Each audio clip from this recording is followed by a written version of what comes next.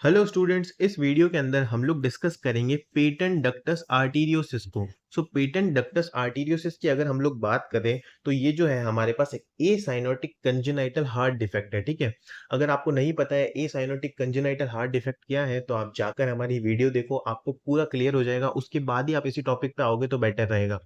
अगर बात करें हम लोग पीडीए के बारे में यानी कि पेटेंट डक्टस आर्टीरियोसिस के बारे में, an abnormal opening present between pulmonary artery and aorta. Pulmonary artery और एरोटा के बीच में एक abnormal ओपनिंग प्रेजेंट होती है। अब देखो, मैं यहाँ पर आपको अच्छे से समझाता हूँ। देखो, हमारे हार्ट के अंदर जो है टोटल 4 चैम्बर्स प्रेजेंट होते हैं। ठीक है, ऊपर वाला हमारे पास होता है राइट आर्टीरियम और साइड वाला होता है लेफ्ट आर्टीरियम। नीचे होता है राइट वेंट्रिकल और लेफ्ट वेंट्रिकल। अगर मैं आपको शॉर्ट में यहाँ पर एक सर्कुलेशन अगर वापस से रिवाइज कर पाऊँ तो देखो, राइट आर्टरियम के अंदर ब्लड कहाँ से आता है? दो जगह से। एक तो आता है इंफीरियर वेना केवा, ठीक है, जो लोअर बॉडी का ब्लड लेके आती है राइट आर्टरियम के अंदर। और यहाँ पर जो ब्लड आता है ना वो डीऑक्सीजनरेटेड है। ठीक है, क्योंकि देखो, बॉडी के अंदर तो ब्लड गया और वहां से टिश्यूज ने जो है ऑक्सीजन लिया और बचा हुआ ब्लड जो है वापस से इंफीरियर वेना केवा के थ्रू राइट आर्टरियम में भेजा। और अपर बॉडी का जो ब्लड है वो कौन लेके आता है? Superior vena cava. ठीक है, और यहाँ से भी जो है डीऑक्सीजनरेटेड ब्लड ही आता है। ठीक है, आपके पास। नेक्स्ट हम लोग बात करें, यहाँ पर राइट वेंट्रिकल में ब्लड जाता है। ठीक है, और राइट वेंट्रिकल के अंदर ब्लड जाने के बाद ये जो ब्लड है ये जाता है पल्मोनरी आर्टरी के पास। ठीक है, और पल्मोनरी आर्टरी जो है इस ब्लड को कहाँ लेके जाती है? लंग्स में। और लंग्स के अंदर जो गैस एक्सचेंज होता है जिसको हमने रेस्पिरेटरी में पढ़ा था, तो गैस एक्सचेंज के बाद क्या होता है? ये सारा ब्लड जो है पल्मोनरी वेन के थ्रू आपके लेफ्ट आर्टीरियम के अंदर वापस से जाता है। ठीक है, अब देखो, लंग्स में जाने के बाद जो ब्लड है वो ऑक्सीजनरेटेड हो चुका है और इससे पहले जो ब्लड था वो डीऑक्सीजनरेटेड था। ठीक है, पल्मोनरी आर्टरी के अंदर, राइट वेंट्रिकल के अंदर और राइट आर्टरियम के अंदर इन सारी जगह पर जो ब्लड होता है वो होता है डीऑक्सीजनरेटेड ब्लड। वहीं पर जो है लंग्स के अंदर ब्लड गया, ऑक्सीजनरेटेड हुआ, फिर पल्मोनरी वेन के थ्रू राइट आर्टरियम के अंदर गया। ठीक है, और इस राइट आर्टरियम से गया ये राइट वेंट्रिकल के अंदर, और राइट वेंट्रिकल से जो है पूरा जो ब्लड है हमारा वो कहाँ जाता है? एओर्टा के अंदर। ठीक है, और एरोटा से ही जो है हमारी पूरी बॉडी को जो है ऑक्सीजनरेटेड ब्लड की सप्लाई मिलती है।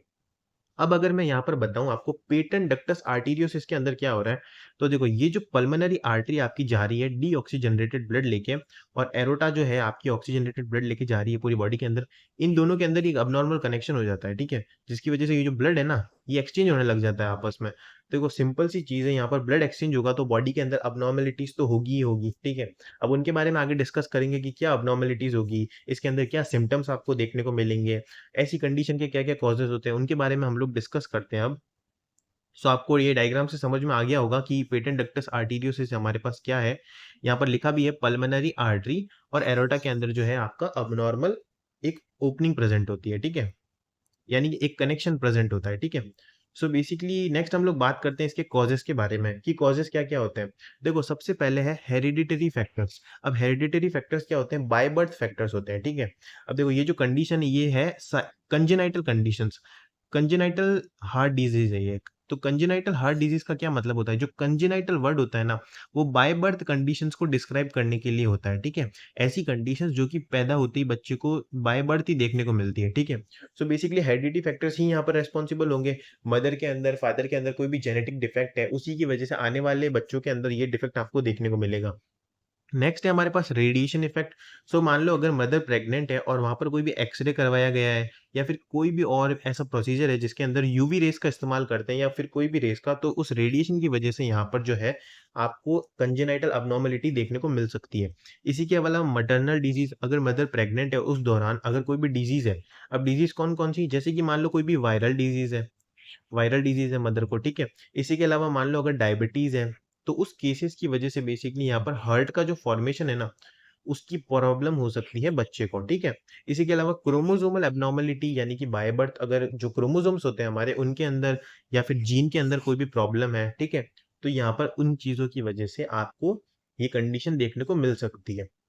नेक्स्ट हम लोग बात करते हैं कि इस कंडीशन के अंदर सिम्टम्स क्या क्या आते हैं बच्चे को। सम चिल्ड्रंस में एसिम्टमेटिक, यानी कि ऐसा हो सकता है कि कुछ बच्चों के अंदर इस कंडीशन के सिम्टम्स जो है वो ना आए, क्योंकि मैंने बताया था ये एक एसाइनोटिक कंजेनाइटल हार्ट डिजीज है। ठीक है, अगर आपने अच्छे से पढ़ा है तो एसाइनोटिक कंजेनाइटल हार्ट डिजीज के अंदर क्या होता है ना कि बॉडी के अंदर जो है साइनोसिस की कंडीशन नहीं होती, ठीक है। साइनोसिस की कंडीशन नहीं होने का मतलब ये है कि बॉडी के अंदर जो टिश्यूज है उनको ऑक्सीजन तो है वो नॉर्मल अमाउंट में मिलेगा ही। तो नॉर्मल अमाउंट में मिलेगा तो बॉडी के जो फंक्शन है वो इतने ज्यादा सीवियर नहीं होते हैं, ठीक है। तो ये कंडीशन भी है जो लेस सीवियर होती है। आपको पता होगा ए साइनोटिक जो होती है ना वो लेस सीवियर होती है हमारी साइनोटिक कंजेनाइटल हार्ट डिजीज से, ठीक है। साइनोटिक कंजेनाइटल हार्ट डिजीज ज्यादा सीवियर होती है। इसी के अलावा तो हो सकता है यहाँ पर बच्चों के अंदर कोई सिम्टम्स ना देखने को मिलेगी, लेकिन स्ट्रॉन्ग पल्स यहाँ पर देखने को मिल सकती है। ट्रैकिपनिया यहाँ पर देखने को मिल सकता है, ठीक है। ट्रैकिपनिया का मतलब क्या होता है, basically increase in the respiratory rate, ठीक है। और इसी के अलावा डिफिकल्टी इन फीडिंग भी देखने को मिल सकता है। और डिस्पनिया यानी कि शॉर्टनेस ऑफ ब्रेथ आपको देखने को मिल सकता है, ठीक है। छोटी छोटी सांसें लेगा यहाँ पर बच्चा। इंक्रीज सिस्टोलिक प्रेशर, तो यहाँ पर जो सिस्टोलिक प्रेशर है वो इंक्रीज देखने को मिलेगा। डिक्रीज डायस्टोलिक प्रेशर, और डायस्टोलिक प्रेशर जो है यहाँ पर आपको डिक्रीज देखने को मिलेगा। इसी के अलावा ग्रोथ फेलियर भी जो है आपको यहाँ पर देखने को मिलेगा, बच्चे की जो ग्रोथ है वो प्रॉपरली नहीं हो पाएगी, ठीक है। इसी के अलावा डायग्नोसिस की अगर बात करेंगे तो history collection, physical examination, echocardiography, chest x ray और ईसीजी जो है यहाँ पर हेल्पफुल डायग्नोसिस रहते हैं। और नेक्स्ट हम लोग बात करें मेडिकेशंस के बारे में। सो देखो, ड्रग ऑफ चॉइस जो होती है ना आपके पेटेंट डक्टस आर्टीरियोसिस के अंदर वो होती है एंडोमिथासिन। ये क्वेश्चन भी काफी बार कॉम्पिटिटिव एग्जाम में भी पूछा जाता है कि drug of choice in patent ductus arteriosus कौन सी है, तो वो होती है आपके पास एंडोमिथासिन, जिसका 0.5 से लेकर 0.25 मिलीग्राम तक डोज जो है वो यूज किया जाता है। इसी के अलावा सर्जिकल डिवीजन और ligation of the patent vessels विया अ लेफ्ट थोरेकोटॉमी। तो देखो मैं आपको यहाँ पर इस लाइन का अगर मतलब समझाऊं तो देखो, हार्ट जो होता है ना वो लेफ्ट साइड में प्रेजेंट होता है, ठीक है।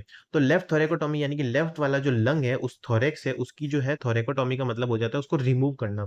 यानी कि लेफ्ट लंग का जो पार्ट है उसको रिमूव करेंगे और उसके बाद में जो वेसल्स है ना इनके अबनॉर्मल जॉइंट को जो है क्लोज करेंगे। तो बेसिकली यहाँ पर यही सर्जिकल पैटर्न रहता है यहाँ पर, ठीक है।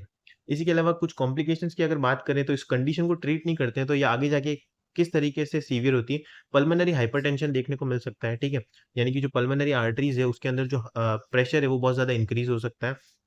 एंडोकार्डिटिस देखने को मिल सकता है, ठीक है। जो एंडोकार्डियम लेयर होती है उसके बीच में जो है आपको फ्लूइड का एक्यूमुलेशन देखने को मिल सकता है। कंजेनाइटल हार्ट फेलियर हो सकता है और रूमेटिक हार्ट डिजीज होने के भी चांसेस इस केसेस के अंदर हाई रहते हैं, ठीक है। सो आई होप आपको पूरा टॉपिक समझ आया होगा। आप चाहो तो जाकर इसकी पीडीएफ डाउनलोड कर सकते हो टेलीग्राम चैनल एनएसजी लाइब्रेरी से।